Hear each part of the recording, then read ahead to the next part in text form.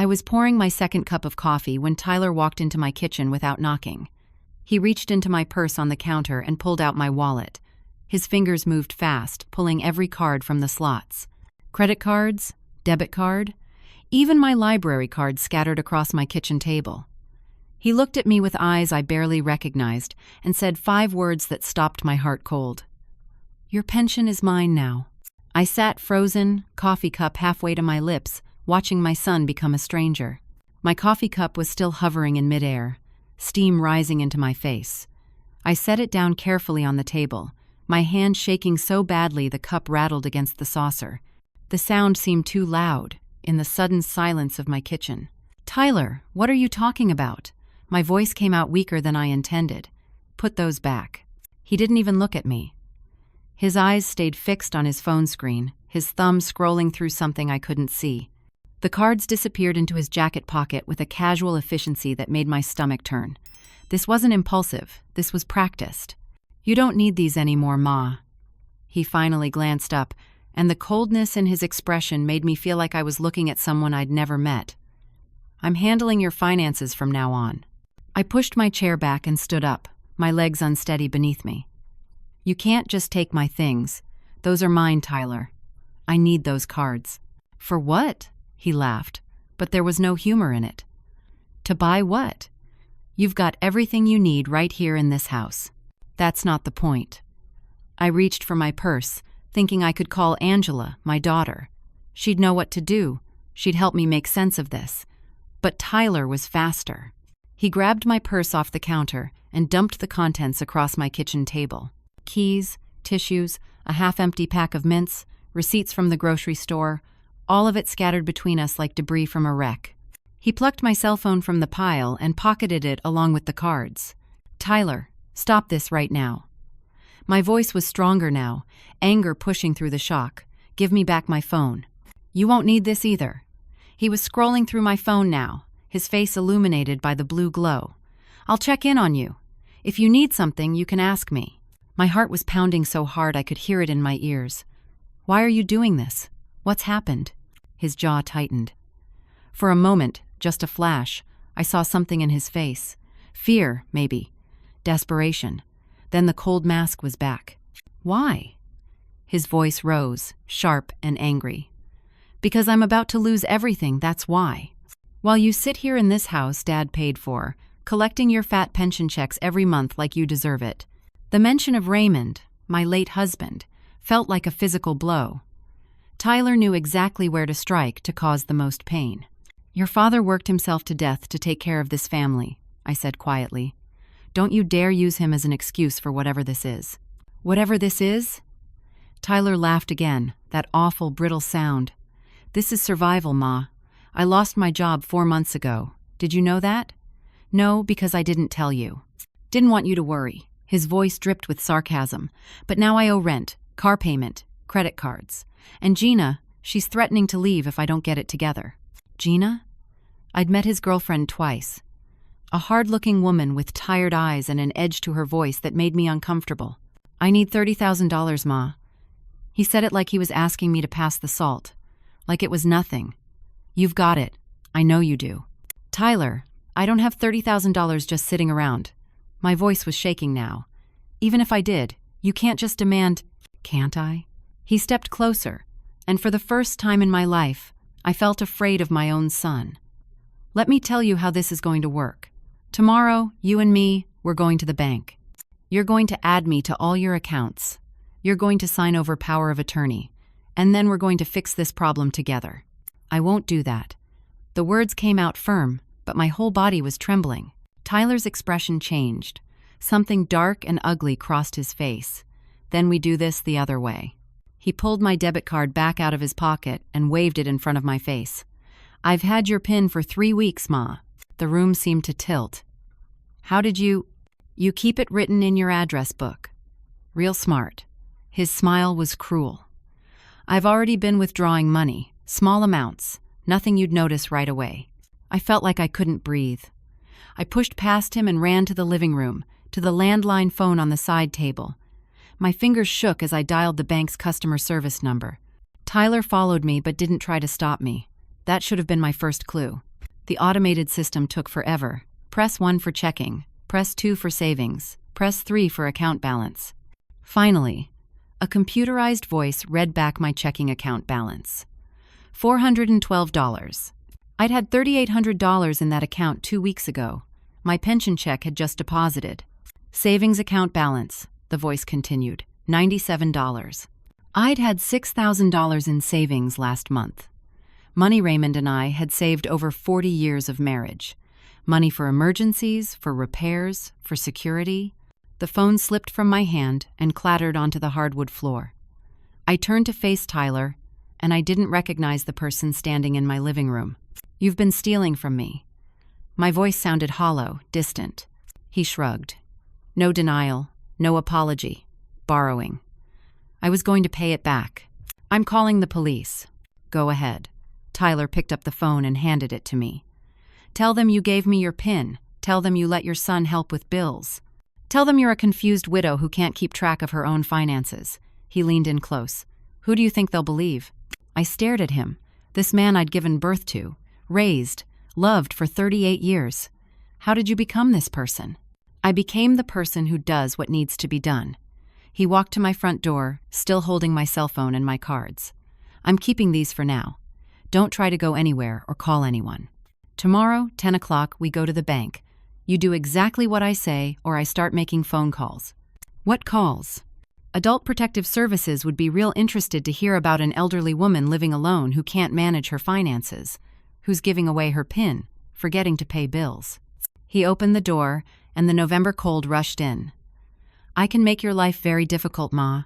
Or you can cooperate, and we both get what we need." The door closed behind him with a soft click that sounded like a cell door locking. I stood in the middle of my living room, the room where Raymond and I had watched our children grow up, where we'd celebrated Christmases and birthdays and ordinary Tuesday evenings. The walls were covered with photos of happier times. Tyler as a little boy, gap-toothed and smiling. Tyler graduating high school. Tyler at his first job, so proud in his new suit. When did it all go wrong? I looked for my old cell phone, the backup one I kept in my desk drawer. It was gone. Tyler must have taken it weeks ago, when he started planning this. I went to my computer in the spare bedroom, thinking I could email Angela. The power cord was missing. I checked the landline again. When I picked it up, there was no dial tone. The line was completely dead. Tyler hadn't just taken my cards. He'd systematically cut me off from the outside world. I was trapped in my own home, and my son had become my jailer. I couldn't sleep that night. Every time I closed my eyes, I saw Tyler's face, cold and calculating. I heard his voice. "Your pension is mine now." The words played on repeat in my mind until I wanted to scream. At 5:30 in the morning, I gave up trying to rest. I got dressed in the dark, my hands shaking as I buttoned my blouse. I had a plan, a simple plan. I'd drive to Angela's house before Tyler came back. Angela lived 30 minutes away in the next town over. She worked night shifts at the hospital, so she'd be home by 7 in the morning, exhausted but awake. She'd know what to do. She'd help me. I grabbed my coat from the hall closet and found my car keys still in the pocket where I'd left them. Tyler hadn't thought to take those. Or maybe he didn't think I'd try to leave. Either way, this was my chance. The house was silent as I crept to the front door. The sun hadn't risen yet, and the November darkness pressed against the windows. I opened the door as quietly as I could, wincing at every small sound. The cold morning air hit my face, sharp and clean. For a moment, I felt free. Then I saw Tyler's car. It was parked across the street, engine off. He was sitting in the driver's seat, and the moment I stepped onto my porch, his car door opened. He climbed out slowly, deliberately. Gina emerged from the passenger side, a cigarette dangling from her lips. "Going somewhere, Ma?" Tyler's voice carried across the quiet street. My escape plan died right there on my front porch. He'd been waiting for me all night. He'd known I'd try this. I couldn't even finish the lie. What was the point? Tyler crossed the street with Gina trailing behind him. She was younger than I'd remembered, maybe late 20s, with bleached hair and tired eyes that had seen too much. She took a drag of her cigarette and watched me with something that might have been pity. Going to Angela's? Tyler took the car keys from my hand. I didn't even fight him.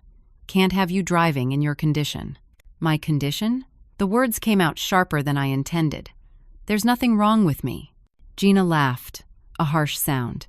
Yeah, elderly people shouldn't drive anyway. It's dangerous. Tyler guided me back into the house, his hand firm on my elbow. Gina followed, looking around my living room like she was pricing everything for a garage sale. She ran her finger along my bookshelf, examined the family photos on the mantel, peered into the kitchen. Nice place, she said, but it didn't sound like a compliment.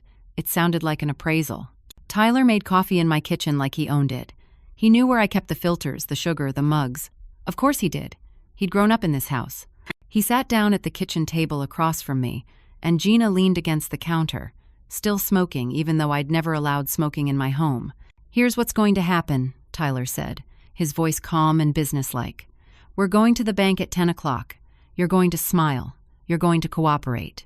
You're going to add me to every account you have and sign the power of attorney documents I already had drawn up. He pulled folded papers from his jacket pocket and spread them on the table. Official-looking documents with legal language I couldn't focus on. My name was already typed in. Blank lines waited for my signature. And if I refuse? I asked, though I already knew the answer. Then Gina and I start making phone calls. Tyler sipped his coffee, casual as anything. Adult Protective Services would be real interested to hear about an elderly woman living alone who can't manage her finances, who's giving away her PIN, forgetting to pay bills, can't keep her house clean. I've never forgotten to pay a bill in my life, I said. My house is clean. Tyler smiled. Have you checked your mail lately? He reached into his jacket again and pulled out a stack of envelopes. My mail, electric bill, water bill, mortgage statement. All unopened. All with my name and address clearly visible. I've been taking these before you get home from your errands, he said. 3 weeks' worth. All past due now. My perfect payment history? Destroyed. 42 years of paying every bill on time? Gone. I felt sick. That's not fair, I whispered. You took those. You prevented me from paying them. Try explaining that to a social worker. Tyler spread the envelopes across the table like playing cards. Try explaining why a capable, independent woman wouldn't notice her bills weren't arriving. Gina moved closer, looking over Tyler's shoulder at the bills. How much is the house worth? She asked him, not bothering to lower her voice. Probably $400,000, Tyler said. Maybe more. Good neighborhood. They were talking about my home. Raymond's and my home. The house where we'd raised our children, where we'd built our life together. They were calculating its value like it was just another asset to liquidate.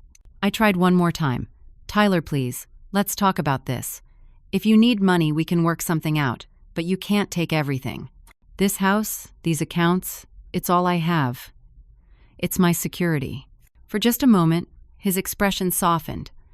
I saw my little boy in there somewhere, the child who used to climb into my lap when he was scared, who used to tell me I was the best mom in the world. Then the hardness came back. Okay, Ma, here's the deal. You give me $50,000 today, cash, and I'll give back your cards and leave you alone. I don't have $50,000 in accessible cash. It's tied up in retirement accounts, in investments Raymond made years ago. Accounts with penalties for early withdrawal, with rules and restrictions. I can't get $50,000 today, I said. Tyler stood up, collecting the power of attorney papers. Then I guess we're going to the bank. The landline rang. The sound was so unexpected that we all jumped. I'd thought the line was dead, but apparently Tyler had only unplugged it temporarily. Now it was working again, ringing shrilly in the quiet kitchen. Tyler answered before I could move. Turner residence. His voice was pleasant, normal. Hey, sis. Yeah, Ma's fine. Angela. My daughter was calling. I lunged for the phone, but Tyler held me back with one arm while keeping the phone pressed to his ear. She's just tired, he was saying. I'm here helping out. A pause while Angela said something I couldn't hear. No need to visit, we're good. Angela, I yelled. Angela, I need help. Tyler laughed into the phone. See? She's confused. Thinks she needs help with the TV remote. Another pause. Yeah, it's getting worse. We should talk about options. He listened for a moment longer, then said, I'll call you later, sis. Take care. He hung up before I could say another word. You told her I'm confused, I said. my voice hollow. "You're making her think something's wrong with me." "Something is wrong with you," Tyler said. "You're old, you're alone, and you can't handle your own affairs anymore. That's the story, Ma. And the more you fight it, the more true it becomes." At 9:45, Tyler loaded me into his car. Gina climbed into the back seat directly behind me, close enough that I could feel her breath on my neck. "Just in case Ma gets any ideas," Tyler said, glancing at Gina in the rearview mirror. He drove to the bank like we were going on a pleasant errand. He commented on the weather, on the traffic, on a new restaurant that had opened downtown. The normalcy of his tone made the whole situation feel even more surreal. I spent the drive planning. At the bank, I'd find a way to signal for help. I'd write a note, or mouth help me to a teller, or something. The bank staff knew me. I'd been banking at that branch for 35 years. Patricia, the manager, had handled Raymond's accounts when he died. Surely she'd noticed something was wrong. Tyler pulled into the bank parking lot at exactly 10 o'clock.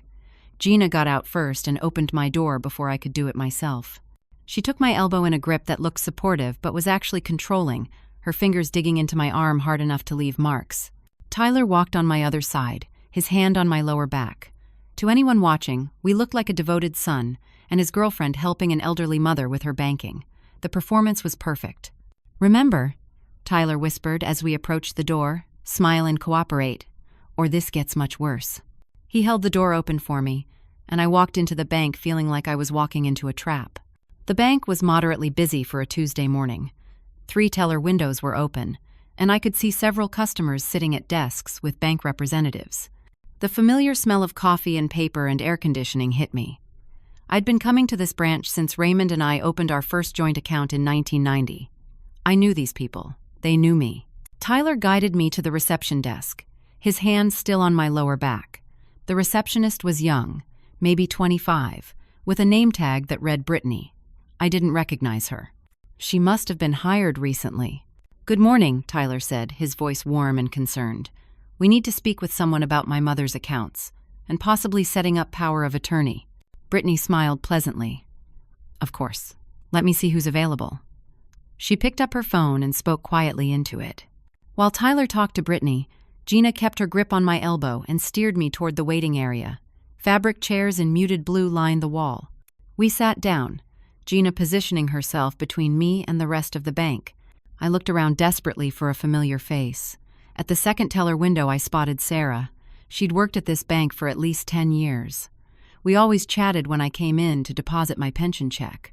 She glanced over, saw me, and smiled politely before turning back to her customer. I tried to catch her eye again, tried to mouth help or make some gesture that would convey my desperation. But Gina shifted, blocking Sarah's view of me.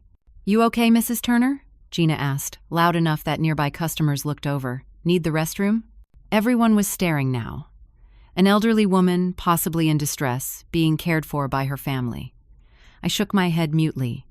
What could I say that wouldn't make me look exactly like what Tyler was claiming?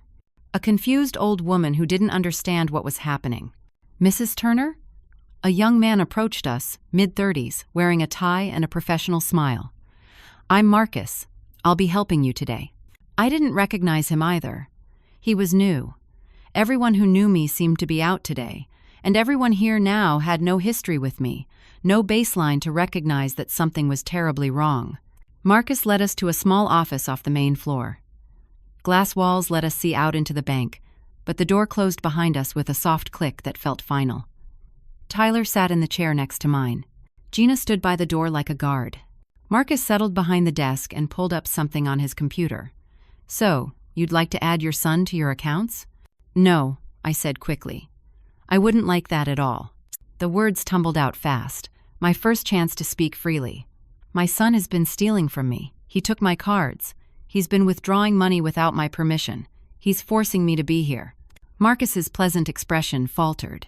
He looked uncomfortable, uncertain. Tyler jumped in smoothly before I could say anything more. "Mom, we talked about this."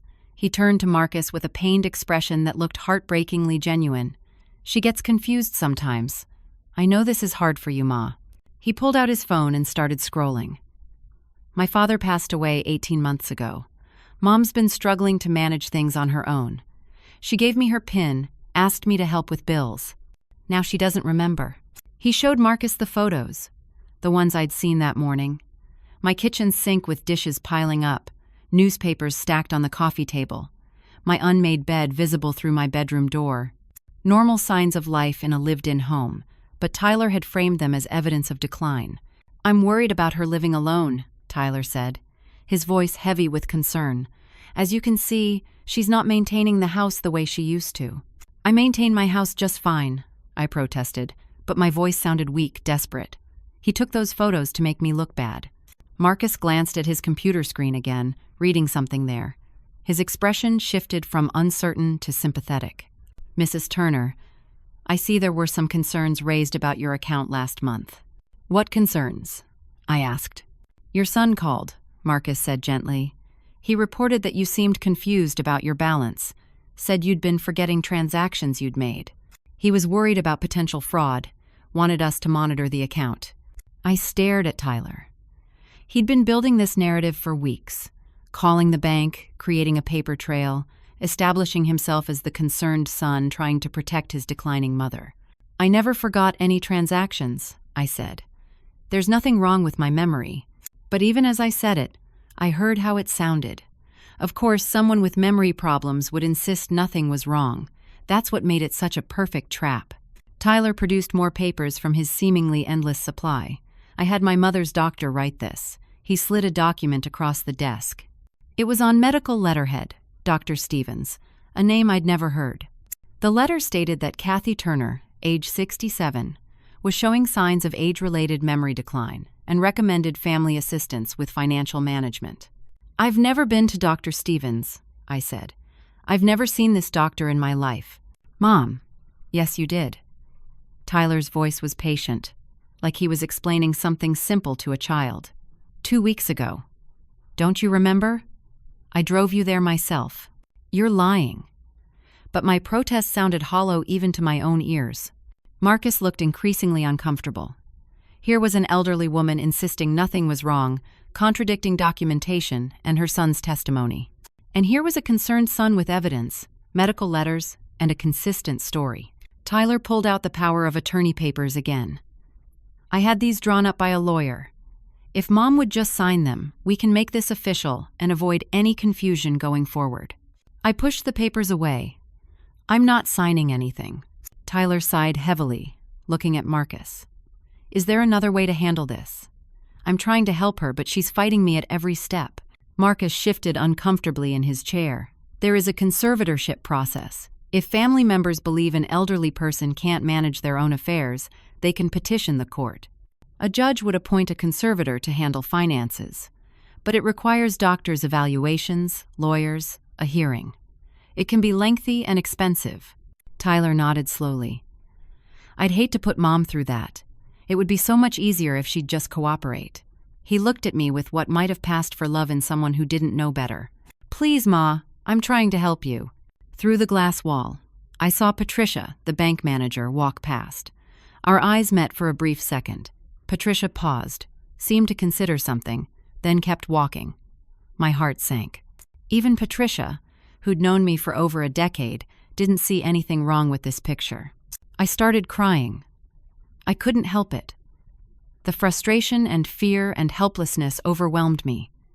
Tears ran down my face, and I couldn't stop them. "Please," I said to Marcus, "to anyone who would listen, someone help me.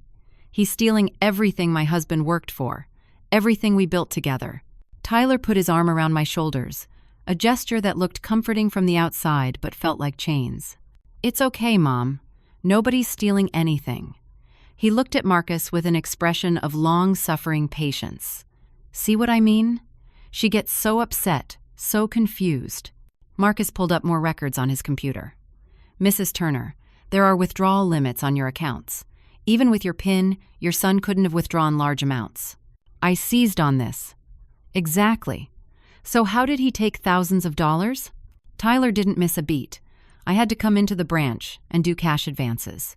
Mom couldn't get out herself, wasn't feeling well, so the tellers helped me get cash for her expenses.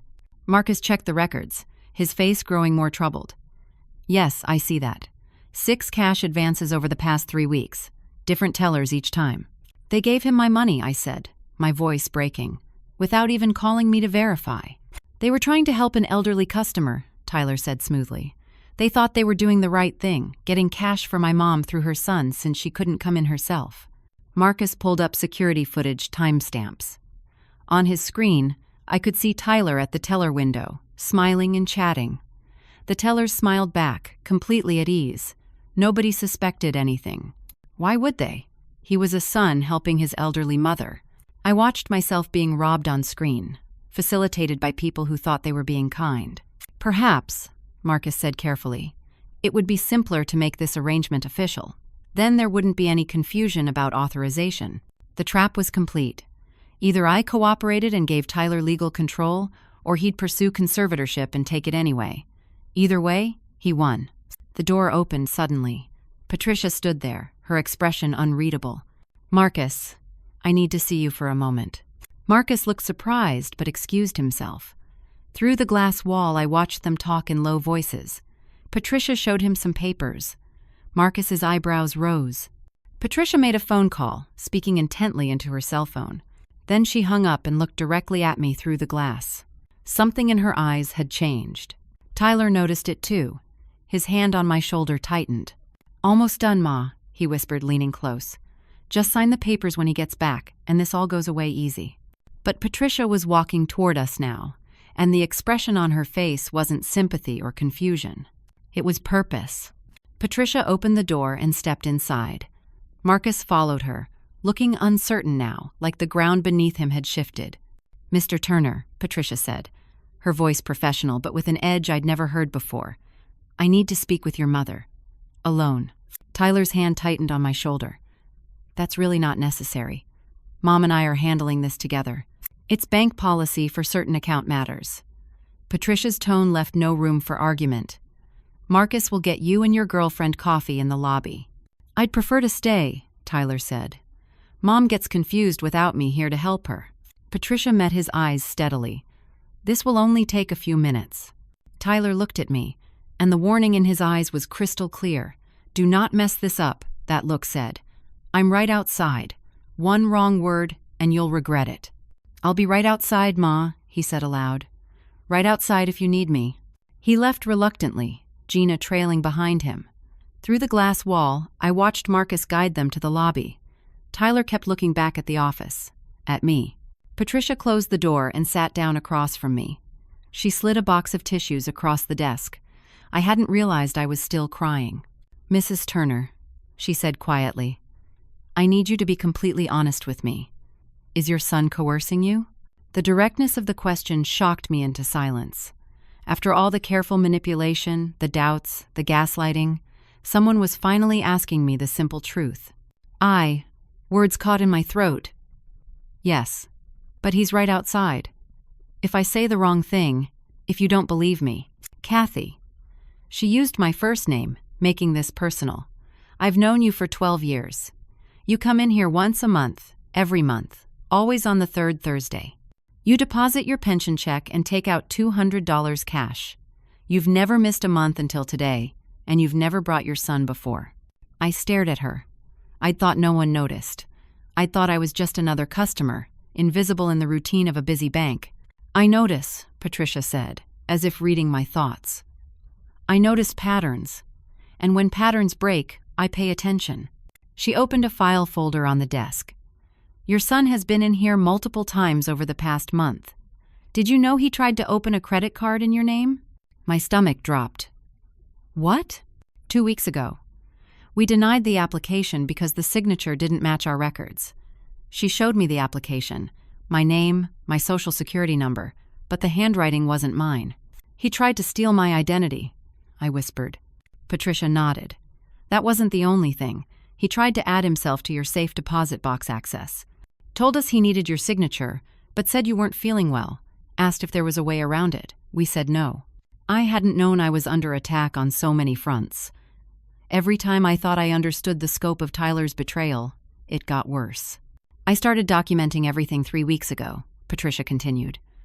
"The multiple cash advances seemed suspicious. Different tellers, always when I wasn't on the floor. I reviewed security footage.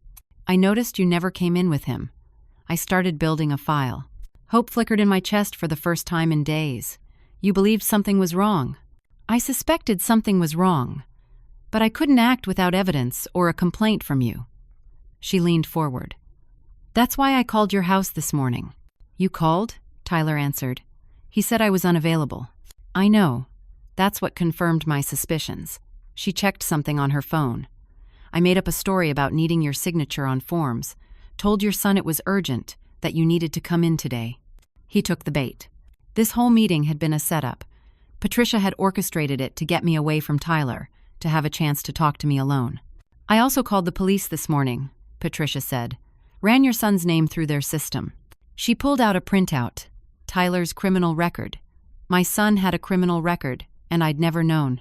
5 years ago, in a different state, Tyler had been convicted of financial exploitation of an elderly person, his ex-wife's grandmother. He'd drained her accounts, forged documents, stolen her identity. He'd served probation. How did I not know this? I asked, my voice barely above a whisper. Did your husband handle legal matters? I nodded. Raymond had always dealt with anything involving Tyler's problems. He said Tyler had some trouble with debt a few years back. I didn't know it was this. Raymond had protected me from the truth. He'd helped Tyler, paid for lawyers, kept me in the dark so I wouldn't be hurt. And Tyler had learned nothing except how to be better at it next time. Patricia's phone buzzed. She read the message and her expression darkened. The police are delayed. Major accident on the interstate. They won't be here for at least 30 minutes. The hope I'd felt moments ago started to crumble. Tyler's right outside. If he realizes what's happening, he won't. But Patricia looked concerned. I need to show you something else. She opened her desk drawer and pulled out a large manila envelope. My name was written on the front in Raymond's distinctive handwriting. The sight of it made my breath catch. Your husband left this with me, Patricia said softly. I stared at the envelope. What is this? Raymond came to see me 3 weeks before he died. He was very sick, barely able to walk, but he insisted on coming in person. Patricia's voice was gentle. He said he was worried about Tyler. Said he needed to protect you. Raymond had known. Even dying, ravaged by cancer, my husband had been thinking about protecting me from our own son. He moved most of your money into protected trusts, Patricia continued. Set them up with my help. Accounts Tyler can't access. Even with power of attorney, even with conservatorship. The money is completely protected. The room seemed to spin, but Tyler drained my accounts. I saw the balances. Those were decoy accounts.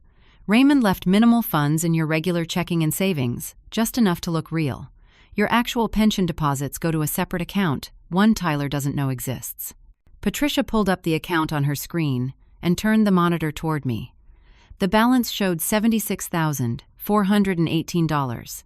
Your pension has been depositing there every month since Raymond died, plus his life insurance, plus investments he made that matured after his death. Tyler stole from nearly empty accounts. He has less than $10,000 of your money. I couldn't process it. After the fear, the helplessness, the belief that I was losing everything, I wasn't destitute. Raymond had built a fortress around me. Why didn't Raymond tell me? I asked. He wanted to. But he was afraid if you knew, you might accidentally let something slip to Tyler. He said Tyler was very good at reading people, at extracting information. So Raymond set it up in secret and left instructions with me. Patricia picked up the envelope. He said if Tyler ever tried anything like this, I was to give you this. And he was very specific. He said you should open it in front of Tyler. My hands shook as I took the envelope. It was heavy, full of papers. Raymond's handwriting on the outside brought tears to my eyes again. Even gone 18 months, he was still taking care of me. The police will be here soon, Patricia said, checking her phone again. When they arrive, we'll bring your son back in. You'll open that envelope, and Raymond's instructions will take care of the rest. A knock on the door made us both jump. Patricia opened it slightly. Marcus stood there, looking worried. Tyler is getting agitated, he said quietly. Keeps asking what's taking so long. Patricia checked the time. 25 more minutes until police arrived. Tell him it's complex paperwork. Offer him more coffee. Keep him occupied. Marcus nodded and disappeared. Through the glass, I could see Tyler pacing in the lobby, his phone pressed to his ear. Gina sat in one of the waiting chairs, flipping through a magazine but watching the office door. "What if he leaves?" I asked. "What if he figures out something's wrong and just runs? Then the police will find him.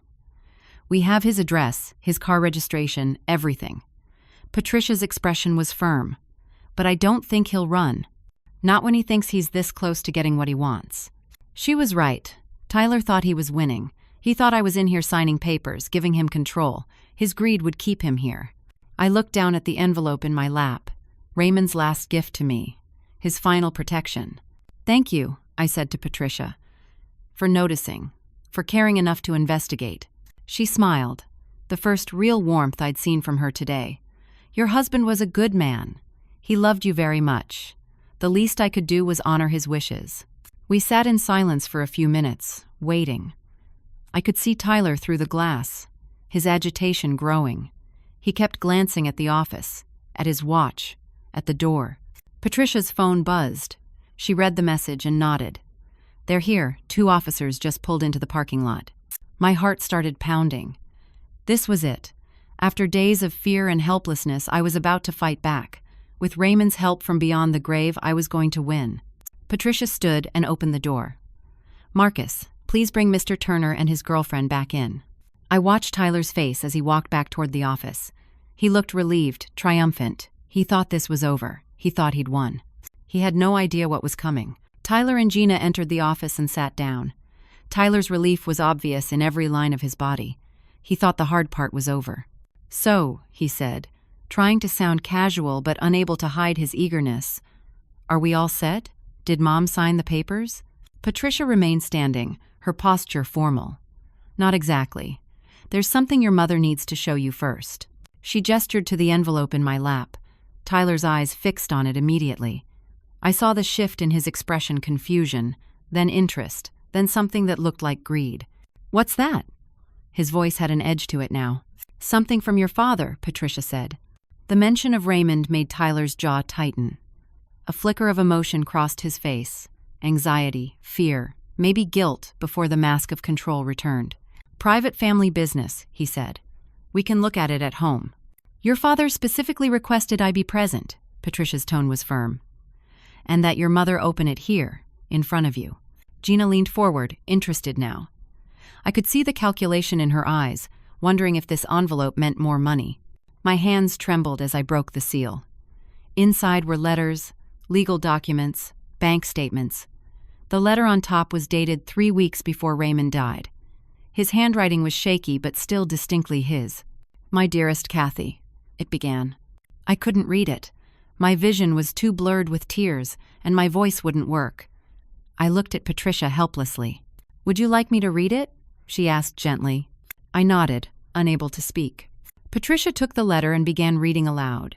Her voice was steady and clear, filling the small office. "My dearest Kathy, if you're reading this, then 2 things are true. I'm gone, and our son has shown his true colors." Tyler shifted in his seat. Gina's eyes widened slightly. Patricia continued, "I wish I could say I'm surprised, but I'm not. Tyler has always taken the easy path, always looked for shortcuts. And now he's trying to take what we built together." The letter detailed everything Raymond had known about Tyler. The gambling debts from years ago, the fraud conviction I'd never been told about. How Raymond had paid for Tyler's lawyer, kept it quiet, tried to give his son another chance. "I protected him then," Patricia read, "but I won't let him hurt you." Tyler's face had gone white, then red. His hands clenched into fists on the armrests of his chair. He had no right, Tyler started. "Please don't interrupt," Patricia said calmly, and continued reading. The letter explained the trust structure Raymond had created, how he'd moved their life savings into protected accounts months before he died.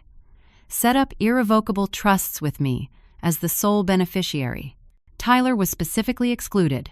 "He cannot touch this money," Patricia read. "Not with power of attorney, not with conservatorship, not ever."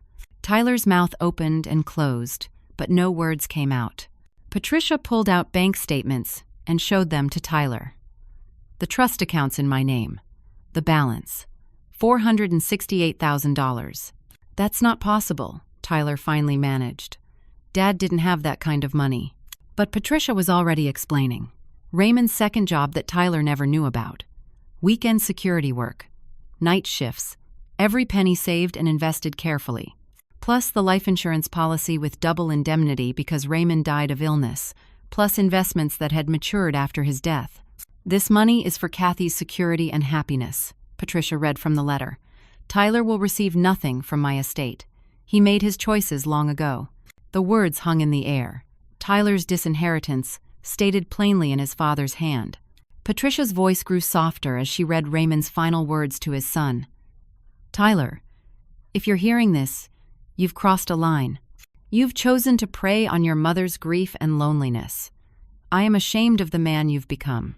I watched my son's face crumble, not with remorse, but with the realization that his scheme had failed. Your mother deserves better than what you've given her, Patricia read. It's not too late to choose differently, but that choice is yours. Then came the words for me. Kathy, my love, I'm sorry I won't be there, but I've done everything I can to protect you. You are strong enough to face this. You are smart enough to build a new life. You are loved beyond measure. I was openly weeping now. Raymond's love reaching across death to hold me safe. Tyler suddenly stood up, his chair falling backward with a crash. This is garbage. That money should be mine. His face was twisted with rage. I'm his son. I deserve. You deserve exactly what you've earned, Patricia said coldly. Nothing. Tyler lunged toward me. You turned him against me. This is your fault. Gina tried to grab his arm, pull him back, but he shook her off. The bank security guard appeared in the doorway immediately. Patricia must have positioned him there, ready for this moment. Sir, I need you to calm down. Tyler was breathing hard, his hands shaking. The careful mask he'd worn for days had completely shattered. This was who he really was. Angry, entitled, dangerous. Gina suddenly spoke up. Tyler, I'm done. He turned to her, shock, replacing rage on his face. What? I said I'm done. She stepped away from him, putting distance between them. I thought your mom had real money. I didn't sign up to go to jail for 10 grand. The betrayal was written clear on Tyler's face. You knew what we were doing. Yeah, and I'm not stupid enough to go down with you. Gina pulled out her phone. I've got all our text messages right here. Every conversation about stealing from your mom, about the fake doctor's note, about selling her house. You want to drag me into this? Fine. I'll give them everything. She looked at Patricia. You want evidence? Here. She handed over her phone. Screenshot it all. I'll testify against him if it keeps me out of jail. Tyler sank back into his chair, or rather collapsed into it. His girlfriend had just betrayed him. The money he'd stolen was meaningless. The real money was forever beyond his reach. His carefully constructed plan had crumbled to dust. Who are you calling? Tyler asked Patricia as she picked up her desk phone. The people who have been waiting for you? She said simply. The office door opened. 2 police officers entered. Tyler Turner? Tyler looked up at them, and I watched the last of his denial drain away. You're under arrest for financial exploitation of an elderly person and attempted fraud. The officer began reading him his rights as his partner moved behind Tyler. Mom, Tyler said, looking at me with desperate eyes. Mom, please. Tell them this is a misunderstanding. Tell them I was just trying to help you. I looked at my son, the boy I'd rocked to sleep, the child I'd bandaged when he fell, the teenager I'd cheered for at his games, the man who had just tried to destroy me. I said nothing. The officers handcuffed him. As they did, Tyler's eyes fell on the bank statements Patricia still held, the $468,000 he would never touch. His face went pale, all the color draining away like water from a broken dam. Then he started crying. Not quiet tears, but loud, ugly sobbing. But these weren't tears of remorse. They were tears of loss. He was crying for the money, not for me. Not for what he'd done to me, but for what he'd lost. I needed it, he sobbed as they led him toward the door. I needed the money. She didn't need it all. It's not fair. The officers walked him through the bank. Every customer, every teller turned to watch. Tyler Turner, being arrested in handcuffs, still crying. Gina walked out separately, not looking back. She'd made her deal, saved her own skin. I couldn't even be angry at her. Without her betrayal, her testimony, the case against Tyler would have been harder to prove. Through the window, I watched them put Tyler in the back of the patrol car. His face was pressed against the window, still crying, still protesting the unfairness of it all. Patricia closed the office door and sat down beside me. She said nothing, just placed a gentle hand on my shoulder. The bank continued operating outside. Life went on. But in this moment, everything had changed. I held Raymond's letter in my lap, the paper soft from my tears. After 43 years of marriage, he was still taking care of me, still protecting me, still loving me from beyond the grave. "Thank you," I whispered to him, to the letter, to his memory. "Thank you for never giving up on me." Patricia sat with me until my tears stopped, until my breathing steadied, until I could face walking out of that office and back into a world that had just turned upside down again. But this time, I wasn't alone. After Tyler was taken away, I couldn't move for several minutes. Patricia sat with me in patient silence, her hand still on my shoulder. Through the glass wall, I could see the bank returning to normal operations. Customers came and went. Tellers processed transactions. Life continued as if my world hadn't just been torn apart and rebuilt in the span of an hour. Did Raymond really know? I finally asked, my voice hoarse from crying. Did he know Tyler would do this? Patricia nodded. He said he'd seen the signs for years. He caught Tyler stealing once, money from his wallet. Small things at first. Tyler always had an explanation, always promised it wouldn't happen again. Your husband hoped he'd change, grow up, become responsible. I thought back over the years, searching for the signs I'd missed. There had been that time Tyler borrowed money and never paid it back. The job he'd lost, the one he claimed wasn't his fault. The girlfriend before Gina who'd left suddenly, citing reasons Tyler wouldn't explain. I should have seen it too, I said. You saw what any mother would want to see. The good in her child. The potential, Patricia squeezed my shoulder gently. That's not a weakness, Kathy. That's love. Marcus knocked softly and entered. The detective is here to take Mrs. Turner's statement. The next hour passed in a blur of questions and documentation. I described everything Tyler had done. The theft, the isolation, the threats. The forged power of attorney documents. The staged photos. The fabricated medical letter. My voice stayed steady through most of it, though tears still leaked down my face. The detective was a woman in her 40s with kind eyes and a no-nonsense demeanor. She took notes carefully, asked clarifying questions, and assured me that the case against Tyler was strong. Gina's cooperation helped significantly, she said. Her text messages show premeditation and conspiracy. The forged documents will be examined by a forensic specialist. And the bank's documentation of his previous attempts to access your accounts establishes a pattern of behavior. What happens now? I asked. Tyler will be arraigned, probably tomorrow. Given his prior conviction and the evidence, I expect he'll be held without bail. The DA will likely offer a plea deal, but if he refuses, this goes to trial. A plea deal meant Tyler might serve less time, but it also meant I wouldn't have to testify, wouldn't have to face him in court and relive all of this in front of strangers. How long would he serve? My voice was barely a whisper. For financial exploitation with a prior conviction? 5 to 10 years, depending on the deal and his cooperation. 5 to 10 years. My son would spend the next decade in prison. The boy I'd raised, the child I'd loved, would be locked away. Part of me felt grief so deep it was physical. But another part, the part that had spent days terrified in my own home, felt only relief. The detective left to file her report. Marcus brought me water and asked if I needed anything. Patricia stayed close, a steady presence. What about Angela? I asked suddenly. She doesn't know any of this. She thinks I'm fine, that Tyler's helping me. Would you like to call her? Patricia offered me her desk phone. I dialed Angela's cell number with shaking fingers. She answered on the first ring. Mom, are you okay? Tyler called earlier and said you weren't feeling well. Angela. My voice cracked. I need you to come to First National Bank, right now, please. What's wrong? What happened? Just come. I'm okay. I promise. But I need you here.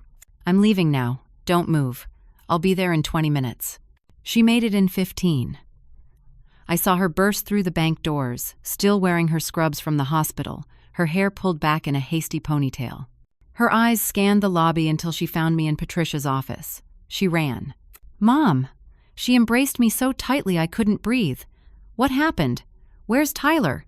You sounded terrified on the phone. Tyler's been arrested, Patricia said quietly. Perhaps you should sit down. I watched my daughter's face as Patricia explained everything. The theft, the manipulation, the criminal record I'd never known about. Angela's expression cycled through confusion, disbelief, horror, and finally, rage. That son of a she caught herself, looked at me. Mom, I'm so sorry. He came to me 2 months ago, said you were declining, needed help. He asked for money. I gave him $3,000. Of course he did. Tyler had played us both. He told me you were forgetting things, getting confused with bills. He had photos of the house looking messy. I believed every word. Angela's voice broke. I'm your daughter. I should have protected you. Instead, I helped him. You didn't know, I said, taking her hand. He fooled both of us. I should have come to see you myself. Should have talked to you directly instead of trusting what he said. She looked at Patricia. What happens now? Patricia explained the charges, the likely outcome, the trust Raymond had established. As she spoke, Angela's expression shifted from guilt to wonder. Dad knew? She looked at me. Dad set all this up to protect you? I nodded, unable to speak. Patricia showed her Raymond's letter. Angela read it with tears streaming down her face. He was always one step ahead, Angela whispered. Always thinking, always planning. She looked up at me. He loved you so much, Mom. I know. The detective returned to take Angela's statement about the money Tyler had extracted from her, about the lies he'd told. Angela gave it willingly, her anger at Tyler fueling every word. He used our concern for you against us, Angela said, turned our love into a weapon. By the time we finished at the bank, it was after 3 p.m. I'd been there for over 5 hours. Patricia helped me establish new account access, change all my passwords, set up alerts for any suspicious activity. Angela added herself as my emergency contact, with my permission and proper legal documentation. Just in case something happens to me, I told her. On my terms this time, legally sound. Patricia showed me my real account, the one Raymond had set up. 18 months of pension deposits. Raymond's life insurance, his secret savings, investments that had grown. I was more financially secure than I'd ever been in my life. Your pension will continue depositing into this protected account, Patricia explained. You'll have immediate access to everything. Tyler's power of attorney was never valid because it was forged, but even if it had been legitimate, it wouldn't have touched these trust accounts. Raymond had thought of everything. Patricia handed me one more envelope, smaller than the first. He said to give you this after everything else. Inside was another letter, just for me, and a small key. Key to a safe deposit box, Patricia said. Number 342. Your husband said it contains one more surprise. I held the key in my palm, feeling its weight. Raymond, always full of surprises. Can I see it? I asked. Now? Patricia led us to the vault. The safe deposit box was larger than I expected. I inserted Raymond's key with trembling hands, Angela standing beside me. Inside were more letters, dozens of them. All in Raymond's handwriting, all addressed to me. I pulled one out at random. The date was from 15 years ago. Today you laughed at my terrible joke about the broken pencil, it began. You threw your head back and your eyes sparkled, and I fell in love with you all over again. I pulled out another. Watching you with the children at the park, patient and kind, I thought how lucky I am to have married you. And another. You make ordinary days feel like miracles. They were love letters. Letters Raymond had written throughout our marriage but never sent. Moments when his love for me had overwhelmed him and he'd needed to write it down, to capture it. There were photos, too. Our early years together. Raymond in his first security uniform looking so young and proud. Me, pregnant with Angela. Tyler as a baby, before something broke inside him. Family camping trips, Christmas mornings. Evidence of the love we'd shared. And at the bottom, a USB drive with my name on it in Raymond's writing. What's on this? I asked Angela. Only one way to find out, she said. We went back to my house. Angela's arm linked through mine. Her car followed mine the whole way, even though I told her I was fine to drive. She wasn't taking any chances. My house looked different somehow. The same furniture, the same walls, but the fear that had permeated every corner was gone. Tyler was gone. The threat was over. It was mine again. Angela helped me set up the USB drive on my laptop. Raymond's face filled the screen and I gasped. He looked so thin, so tired. This must have been recorded just weeks before he died. But his eyes were still sharp, still full of love. "Hello, my love," his recorded voice said. I couldn't hold back the sob that escaped. Angela put her arm around me, and we watched together. Raymond talked about our life together. 43 years of marriage. "Best decision I ever made was marrying you," he said. He apologized for leaving me, though it wasn't his choice. He talked about each of our children, how proud Angela made him, how Tyler broke his heart. "I failed him somehow," Raymond said on the screen. "I gave him everything but apparently taught him nothing about earning, about working, about integrity. That's on me, Kathy, not you. You were always the better parent." Tears streamed down my face as Raymond explained where every dollar in the trust had come from. The night security job I'd thought was bowling with his friend Frank. "I was earning your freedom," he said. "Don't stop doing the things you love," he told me. "Go to your book club, take your walks, have coffee with Diane every Thursday. Live, Kathy, really live." Then his final words, "I have loved you every day of my life. I will love you beyond the grave. You gave me joy, purpose, peace. Thank you for being my wife, my partner, my best friend. Until we meet again, my darling Kathy." The video ended with him blowing a kiss. I reached out and touched the screen, wishing I could touch him one more time. Angela and I sat in silence for a long time. Finally, she said, "Dad really loved you." "I know. I always knew." That night, Angela stayed over, sleeping in her old room. We talked until late, processing everything. About Tyler, about Raymond, about what came next. We cried together and laughed together, remembering better times. 2 weeks later, I attended Tyler's arraignment. Angela sat beside me, her hand in mine. Tyler was brought in wearing an orange jumpsuit. Bail was denied due to his prior conviction and the strength of the evidence against him. He looked at me across the courtroom. I didn't look away. His eyes pleaded with me. Mine remained steady. His public defender negotiated a plea deal. Tyler pleaded guilty to reduced charges, 3 years in prison, 5 years probation after. He had to pay full restitution of everything he'd stolen from both me and Angela. Mandatory gambling addiction treatment, mandatory therapy, and a permanent restraining order keeping him away from me. The judge asked if I wanted to make a statement. Angela helped me stand. "My son stole my money," I said, my voice clear in the quiet courtroom. "But that's not what hurt most. He stole my security, my peace, my trust. He made me doubt my own mind. That's a cruelty I'm still processing." I paused, gathering my thoughts. "But he's sick. Addiction is a disease. I hope prison gives him time to heal.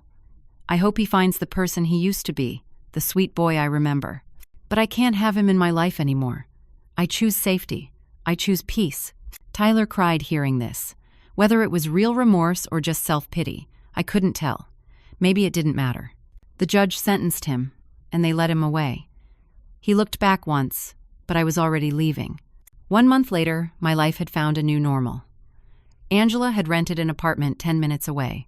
She visited 3 times a week, sometimes just for coffee, sometimes to help with things around the house. But she respected my independence, never hovering, never treating me like I was fragile. I rejoined my book club. The women welcomed me back without judgment, just relief that I was okay. Diane, my 70-year-old neighbor, became a closer friend. Our Thursday coffee dates became sacred. I took the trip to Maine I'd always wanted, the one Raymond had promised we'd take someday. I scattered some of his ashes on a beautiful rocky beach. "We made it, honey," I said to the wind and the waves. Finally made it. I started volunteering at the senior center, teaching a class on financial protection. I shared my story, told them what to watch for, how to protect themselves. Other elderly people listened with recognition in their eyes.